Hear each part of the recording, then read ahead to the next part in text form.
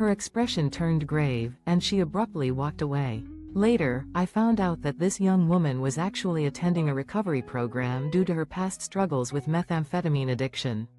To make matters worse, I had no idea that her son was currently with those very same neighbors. The irony of my mistake hit me like a ton of bricks. My carefree comment had inadvertently touched a sensitive spot in her life, bringing back painful memories and feelings of vulnerability. The gravity of my error quickly sank in, leaving me with a deep sense of regret and embarrassment. FML my GF's work lets their kitchen stay so hot that she's had a heat exhaustion episode every day. Now they're taking her off the schedule because she physically cannot function.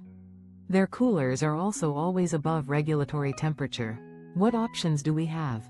Edit. My partner's workplace has been experiencing extreme heat issues, resulting in her experiencing heat-related illnesses every day. Her employer has finally taken action by removing her from the schedule due to her inability to work in such conditions. Furthermore, their refrigeration units consistently exceed the acceptable temperature, raising health concerns. We're seeking alternatives to address this situation. Edit. This is occurring in Minnesota, just outside the Twin Cities. The temperature in their coolers often reaches 60+ degrees Fahrenheit throughout the day. The kitchen lacks proper cooling and ventilation systems. My partner has repeatedly requested fans and other cooling measures but has been denied. The kitchen manager's response to her heat-related issues was particularly unprofessional, even when she was ill and nearly collapsing. The kitchen consistently reaches temperatures of 90 to 95 degrees Fahrenheit daily. AITA for asking someone to silence their phone at a restaurant. I'm sitting at a calm, quiet cafe, i.e., not a Starbucks in Manhattan, and the woman at the table next to me has her cell phone out, face up on the table. Every 2 to 3 minutes she must get a text, and her phone chimes. Discreet dining conundrum. I was enjoying a peaceful meal at a serene eatery, when the woman sitting next to me had her phone laid out, screen facing upwards on the table. Every few minutes, her phone would emit an excessively loud and shrill alert, disrupting the otherwise tranquil atmosphere of the cafe. The woman seemed entirely unfazed by these frequent interruptions, neither glancing at her phone nor indicating that she was expecting any particularly urgent messages. In an attempt to maintain a pleasant dining experience for everyone, I considered asking her to adjust her phone's volume or silence it altogether. Am I being unreasonable for wanting to minimize distractions, or am I overstepping by suggesting she change her phone settings? Hey, thanks Reddit. So here's how it went. I did indeed break up with him. Today was the last straw for me. He asked if I would be ready for sex in July and I was over it. I don't mind going to prom alone. He would have made it. A final decision on my relationship. I'd like to thank the Reddit community for their input. I've made up my mind, and today was the day I decided to end things with my boyfriend. His recent comment that he wouldn't be ready for intimacy until July was the final blow for me. I'd rather enjoy prom without him than feel pressured to accept his limitations. I'm not opposed to attending the event alone, as his involvement would have only detracted from the experience. When I expressed my feelings, he responded by accusing me of being immature, and suggested we discuss the issue further. However, I'd already reached my breaking point and wasn't open to reconciliation. Given his persistence in pushing boundaries after a short time together, I couldn't envision a future with him. I'm grateful for the advice and support from the Reddit community, which ultimately helped me make this difficult decision. TLDR. Broke up with boyfriend after realizing he was pushing for intimacy too soon, and his attitude towards the issue was a deal breaker. AITA for not wanting to have sex every night? I am currently 26 weeks pregnant and my fiancé still wants to have sex every night. Sometimes I just don't feel like it and he thinks I should do what other women do, and at least give him a blowjob or hand job. I guess am I the asshole for not wanting to have sex every night during pregnancy? I'm currently 26 weeks into my pregnancy, but my fiancé still craves intimacy every evening. Unfortunately, there are nights when I simply don't feel up to it, and he often suggests I should at least offer him alternative forms of affection. It's as if I missed the fact that other women commonly engage in these behaviors. To be honest, I struggle to convey that intimacy goes beyond just physical contact. My fiancé tends to be extremely affectionate only when we're having sex, But as soon as we skip a night, he starts sleeping in a different bed, barely showing any interest in physical closeness. When we do engage in sex, however, he becomes incredibly loving and affectionate. Edit. I should mention that I'm not opposed to intimacy or sex altogether, it's just that my energy levels have decreased significantly due to pregnancy. I feel like my fiancé's expectations are unrealistic, especially given my current physical condition. Update. I'd love to hear from others and find out if there are any couples out there who have navigated this situation successfully. Perhaps there are some strategies or compromises that I haven't considered yet. TLDR. My fiancé expects sex. My former employer is requesting my severance back. A year later, my former employer paid me quite a lofty sum as part of a severance agreement. On their end, they missed payment dates and I had to hound them to make sure I got it. Recently, I received a letter with no document. A year after leaving my previous job, my former employer has initiated a request for reimbursement of a significant severance payment. During my departure, my former employer had agreed to a substantial severance package as part of a formal agreement. However, their end of the bargain was not without complications, as they consistently missed scheduled payment deadlines. As a result, I found myself forced to repeatedly follow up with them to ensure timely receipt of the payments. I recently received a letter from my former employer, stating that the original severance payment was allegedly an overpayment. The amount specified in the letter coincidentally matches the exact amount stipulated in our original severance agreement.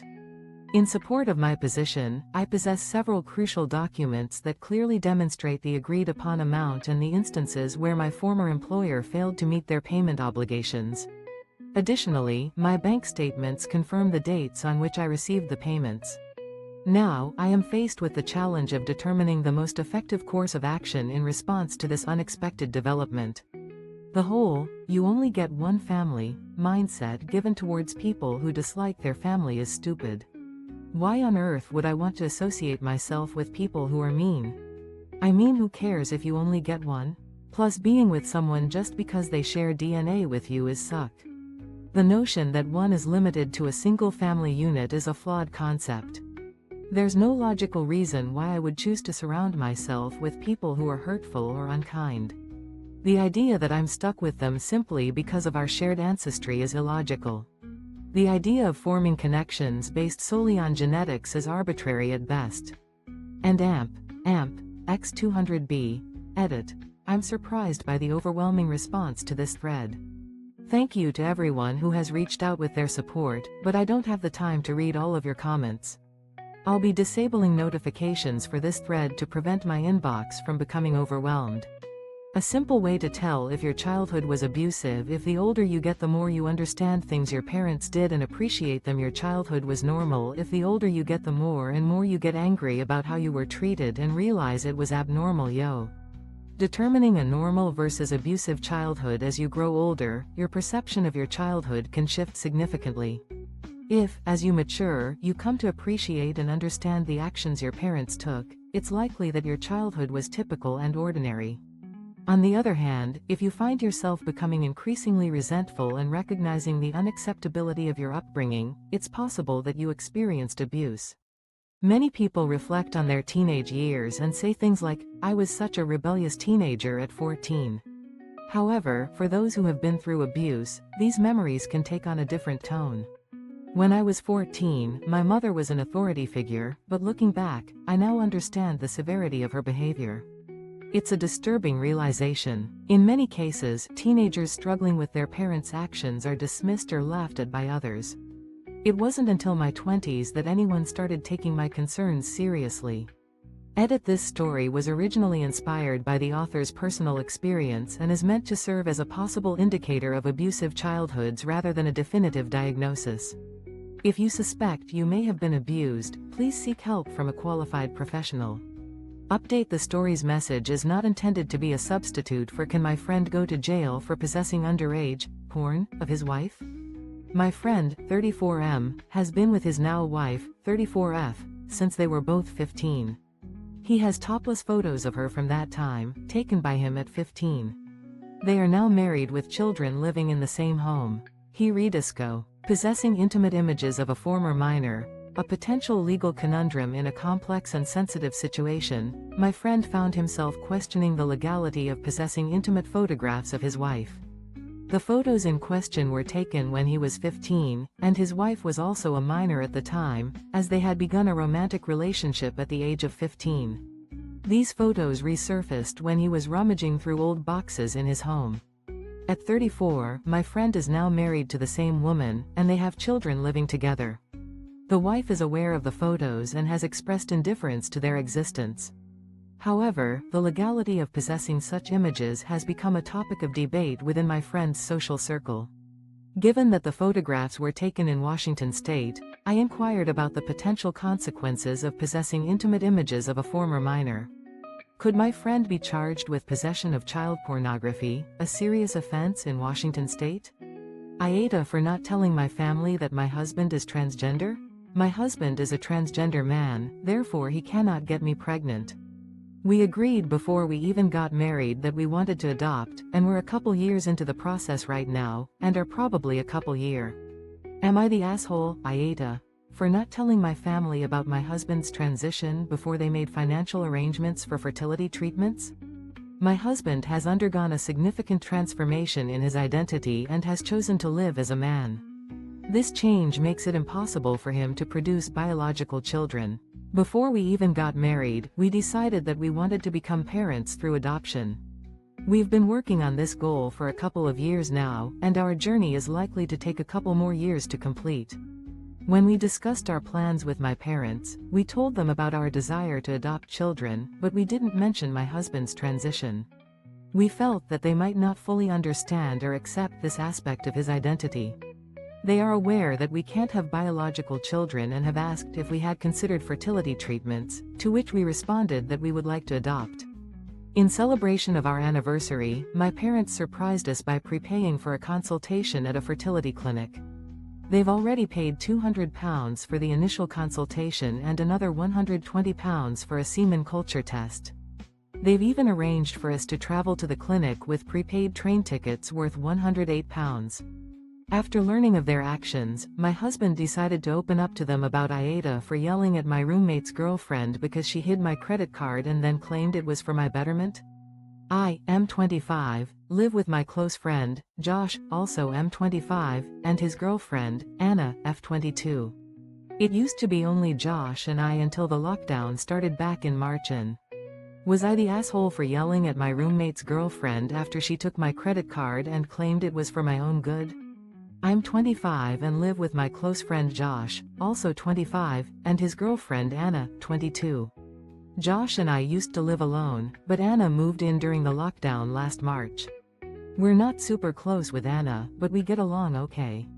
Yesterday, I was frantically searching for my credit card, but Josh and I couldn't find it anywhere. Anna walked in and I asked her if she'd seen it. She just casually said she had it, and I was livid. When I asked her why she took it, she claimed it was because she wanted to help me overcome my supposed shopaholic tendencies. She said she'd seen a movie the night before where the main character had a shopping problem, and she thought I was on the same path. She even quoted the movie, saying, "You're not there yet, but you will be if nobody intervenes." By this point, I was furious because A, I don't have a shopping problem, and it's not her business to try to fix me. B, she'd clearly gone through my stuff, which is AITA for calling my sister stupid and her husband shitty parents from the start, because of what they want to name their kid. Okay, so just a little context because this topic is incredibly touchy for me. I am a man who was given a woman's name at birth. A good example. Am I the asshole for calling my sister foolish and accusing her and her husband of being irresponsible parents from the start due to their choice of name for their child? To set the stage, I'm a man who was given a traditionally feminine name at birth. My parents, hippies at heart, had chosen it as a way to defy societal norms, and I've never been able to forgive them for it. That name led to bullying and professional difficulties that I still struggle to articulate. My sister is expecting her first child, a girl, and she and her husband are over the moon. Unfortunately, it seems that she's inherited my parents' tendency to see their children as fashion accessories. Last night, the family gathered to learn the name of the baby, and it was met with a mix of confusion and dismay. The name is Crextexel, pronounced Crystal. I'm not a fan of the name, but at least it's somewhat fitting. When I expressed my reservations to my sister, she tried to justify the use of the X's, but I told her it didn't matter. She's naming a human being, not a pet. I don't care about making a statement or being trendy. I care about the child's well-being and the potential AITA for not telling my husband's family that I speak their language. My husband Peter, 29 meters, and I, 27F, have been married for about 3 years. We have one child together and I was pregnant with our second. I'm Western Canadian while he is from Germany. We lived in Canada. Am I the asshole for not speaking up sooner about my husband's family's behavior towards me? My husband Peter, 29 meters, and I, 27F, have been married for 3 years and have a young child together. We're expecting our second child and decided to relocate to Germany, where Peter is from, due to rising costs in Canada. We settled in Hanover and purchased a comfortable home. When we first met Peter's family after our move, they warmly welcomed us into their home, fawning over our son. However, I soon discovered that they would often discuss me behind my back in German, making snide comments about my appearance and style choices.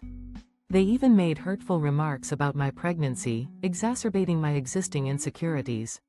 I confided in Peter about their behavior, expressing my discomfort and hurt. He assured me that he would address the issue with his family. Unfortunately, it took some time for them to change their behavior, but it seemed to work temporarily. After the birth of our daughter Lilith, we encountered more tension. Peter's family was dismayed by our decision to name her Lilith, unaware of the significance it held in our family, as it's a name that's been passed down through generations. I took a step AITA for saying I didn't realize I could love a person this much in front of my fiancé after having our baby. I gave birth a few weeks ago to our daughter. As I held her for the first time and looked into her eyes, I said, I didn't realize I could love a person. My world has been forever changed. Did I hurt my fiancé's feelings? Recently, I welcomed our beautiful baby girl into the world, and the experience has left me feeling deeply emotional and overwhelmed. As I cradled our daughter in my arms for the first time and gazed into her innocent eyes, I expressed my utter amazement and affection, saying, I never realized I could love a person this much, while tears of joy streamed down my face. The moment was especially poignant, and my mom's poignant remark about the enduring nature of motherly love only added to the emotional intensity of the moment, leaving both of us visibly moved. While my fiancé smiled in the moment, he later confided in me that he was taken aback by my comment, suggesting that I was expressing a greater love for our daughter than for him. At first, I was taken aback by his reaction, but ultimately, I let it drop. However, when he brought the issue up again, I reassured him that my love for both of us is genuine and unshakable.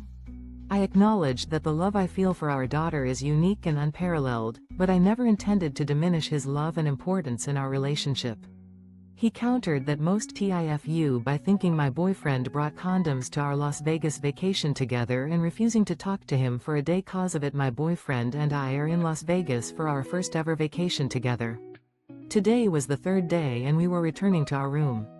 My boyfriend G. The great misconception of Las Vegas. My boyfriend and I were in the midst of our first joint vacation, a Las Vegas getaway that was supposed to be a memorable experience for us both. As we made our way back to our hotel room on the third day, my boyfriend reached into his pocket to retrieve his wallet and a small, black, square item slipped out, sending my heart plummeting. The package looked uncannily like a condom, and considering we had never used them before, I assumed it wasn't intended for us. When my boyfriend swiftly tucked the item back into his pocket and continued to the room, I couldn't help but feel a surge of anger and confusion. I asked him what the object was, but his face turned beet red, and he became increasingly flustered. At that point, I was too upset to even think straight, and I stormed out of the room, leaving him to call after me. I spent the next few hours trying to distract myself from the situation by exploring Vegas, ignoring my phone and his attempts to reach me. When I finally returned to the hotel, my boyfriend apologized, saying he didn't understand why I was so angry. I explained my assumption, but he looked puzzled, then suddenly rummaged through AITA for requesting prayer breaks at work because my religious coworkers do even though I'm not religious. I'm an atheist who works in an international company in a very busy city. I have a lot of coworkers who come from a certain religious background that requires them to. Am I the asshole, AITA, for requesting meditation breaks at work? I'm an atheist working for an international company in a bustling city. The workplace is predominantly composed of people from a specific faith that requires multiple daily prayers. Approximately 70 to 80% of my coworkers observe this requirement and take short breaks to pray each day. Their breaks often occur during working hours, lasting 10 minutes at a time, and are paid. These breaks do not affect their lunchtime or work schedule. Initially, I found this arrangement unfair and questioned my boss, who shares the same faith, about the preferential treatment. She couldn't provide a concrete explanation, attributing it to religious considerations that must be accommodated. Despite being an open atheist, I decided to take advantage of the situation by asking for meditation breaks of the same duration.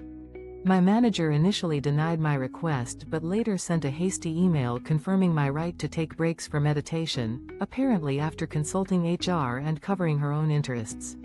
For the past 6 months, I've been using the company garden for my daily 30-minute meditation sessions. However, this has sparked some tension as other non-religious employees are now inquiring about their own meditative time, which may cause some friction. A friend AITA for refusing to be my best friend's Mo after she told me my fiancé is not invited to the wedding? I've been dating my fiancé for 10 years and we're expecting a baby which is due in March. We'll elope before the baby arrives for legal reasons, but we'll do it in January. Am I the a-hole for refusing to be my best friend's Mo after she declined my fiancé's wedding invitation? My partner and I have been together for 10 years, and we're expecting a baby due in March. We've decided to elope in January, followed by a small celebration with our closest family and friends. My best friend and her fiancé will be invited, despite the relatively short duration of their relationship. My best friend got engaged in April and asked me to be her maid of honor. As the wedding plans unfolded, I assumed my fiancé would be invited, given our long-standing friendship and the fact that many of our mutual friends have married. However, my best friend informed me during a recent conversation that he wouldn't be attending, citing that only married or long-term couples were invited. I pointed out that my fiancé and I are engaged and have a child on the way, but my best friend disagreed, saying that our relationship isn't strong enough because it took us 10 years to get engaged. She also claimed that she didn't want an ex at her wedding and implied that our relationship might not last. When I refused to back down and take on the Mo role under these circumstances, my I-21F found a hidden camera in my house. I suspect my SIL, 26F, put it there to watch me while I babysit my nephew, 1M.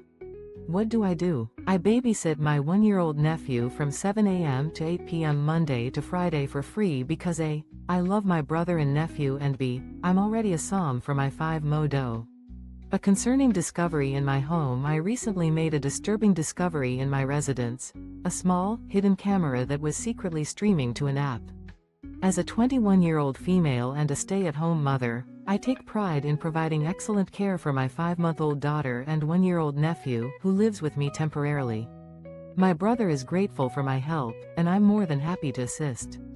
I've transformed our spare room into a play area, filled with toys, mats, and a television, where my children spend most of their day playing and napping. However, when I was cleaning up today, I stumbled upon a peculiar, circular object partially hidden behind the TV. Upon further investigation, I discovered it was a miniature, Wi-Fi-enabled camera. I immediately became alarmed and informed my fiancé about the situation. He denied any knowledge of the device and suggested contacting the authorities for a thorough investigation. Considering the other individuals who regularly enter my home are my parents, brother, and sister-in-law, I started to suspect my sister-in-law's involvement. My reasoning lies in her frequent access to the playroom and the timing of the camera's possible placement. A recent conversation I had with her also raised some suspicions. AITA for telling my therapist lies because I suspected she was telling my husband what I was telling her during our sessions. I started seeing a therapist 6 months ago because I had postpartum depression. At first, she really helped me, but then I noticed on 2 occasions my hus.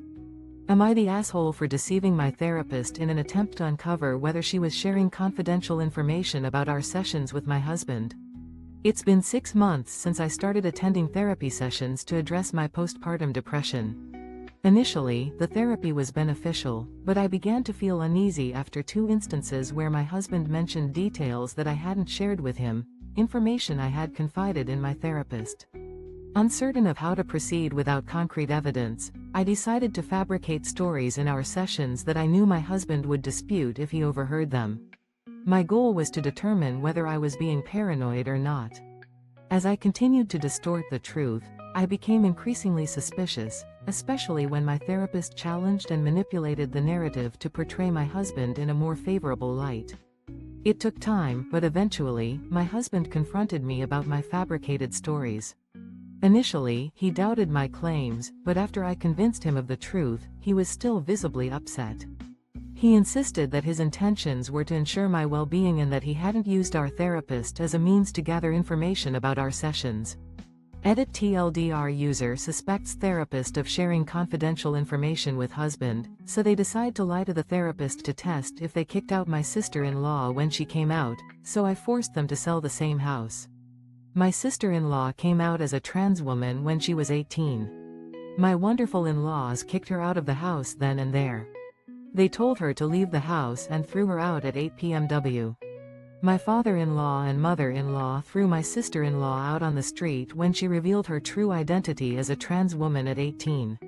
They demanded she leave the house immediately, taking away her belongings, car keys, and documents, leaving her to walk 8 miles to our doorstep in tears. We welcomed her into our home with open arms. However, their cruelty was only the beginning. They refused to hand over any documents to my brother-in-law, forcing him to storm their house to retrieve them. They also drained their joint bank account, where my sister-in-law had saved $8,000 from part-time work during her high school years, and sold her car, which was in their name. Their goal was to sabotage her life as much as possible. My father-in-law's business was built on a lucrative contract with my employer, a family-owned business that treated its long-term employees like family. I had helped secure the contract for him, but he took it for granted and failed to maintain a healthy relationship with the company. When I informed my boss about the situation, he offered to switch suppliers if I could find someone within a 5% price range of my father-in-law's offer. After 6 months of exhaustive searching, I finally found AITA for terrorizing my roommates into cleaning up their crap. So I live with 2 roommates, 28 meters and amp 21F, who are less than helpful when it comes to cleaning the house. Wet clothes are left in the washer for days on end, food is left rotting in the fridge and in the sink. Am I the asshole for scaring my roommates into cleaning? I live with 2 roommates, a 28-year-old man and a 21-year-old woman. They consistently contribute to the household's messiness, leaving their belongings scattered everywhere. Their disregard for cleanliness is staggering. Wet clothes are frequently left in the washer for days, while rotten food lingers in the fridge and sink. They carelessly dispose of trash in the yard, often requiring me to intervene.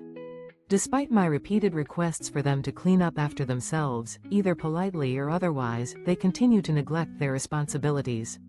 I'm not exactly a paragon of cleanliness myself, often leaving dishes for the next day or tolerating a certain level of disorder. However, my roommates' behavior has reached a different level of neglect. Their inaction has led to an infestation of rodents, which have taken up residence in our yard. This issue has attracted new roommates, who are equally concerned about the pests. Both of my roommates have a severe phobia of rats. Using a combination of creativity and stealth, I devised a plan to teach them a lesson. I crafted a faux rat, using an old broom, some invisible thread, and imagination. I named him Ronald AITA for breaking my husband's golf clubs after he left me alone with our newborn twins. I, 28F, recently gave birth to our twin babies, a boy, Oliver, and a girl, Lily. They're almost 9 weeks old now, and while I'm overjoyed to be a mom, I've never felt more physical. The day my twin babies, Oliver and Lily, turned 8 weeks old, the exhaustion had become almost unbearable. I'm still recovering from the traumatic birth and subsequent postpartum hemorrhage that left me in emergency surgery. I spent nearly 2 weeks in the hospital, and the physical toll has been brutal. The emotional weight is crushing me, and I feel like I'm drowning every single day. My husband, Matt, was supportive during my hospital stay, but once we returned home, he checked out. He'd escape to his man cave to play video games or join his friends for social events, leaving me alone to care for the twins. I've tried to ask for help, but Matt dismisses my pleas, claiming that I'm on maternity leave and should be grateful he's working to provide for our family. Meanwhile, I'm lucky if I get 30 minutes of sleep in between feedings and I'm running on adrenaline. Last week, after another exhausting day with no support, I tried to discuss my feelings with Matt. Instead of offering sympathy or understanding, he asked when we'd be resuming our intimate relationship. He said he was getting frustrated, implying that I was deliberately withholding myself from him. I was taken aback by his insensitivity AITA for telling my daughter that her grades are more important than her pain right now. Preface: if I come off as callous, it's because I'm trying to be succinct. I, 46F, have a 16-year-old daughter. In July, she was in a car accident. Most of her injuries were mild. Is my approach reasonable when I told my daughter her grades matter more than her pain? Preface: if you think I'm being insensitive, it's because I'm trying to be direct. I'm a 46-year-old mother of a 16-year-old daughter. Back in July, she was involved in a car accident. Her injuries were largely minor, and she was released from the hospital after a few days of observation. Despite going home, she continued complaining about pain, which caused me concern. I took her to our general practitioner, but they couldn't pinpoint the issue. I reassured her that the pain was likely a response to the traumatic event, and she would recover soon. She stopped mentioning the pain after that, and everything seemed fine. However, yesterday, I received an email from her teacher stating that she's been struggling in class, often resting her head and not participating. I was already upset about this development, so I decided to check her grades. To my surprise, she's been submitting assignments late and losing points, which isn't consistent with her usual performance. I confronted her about the issue.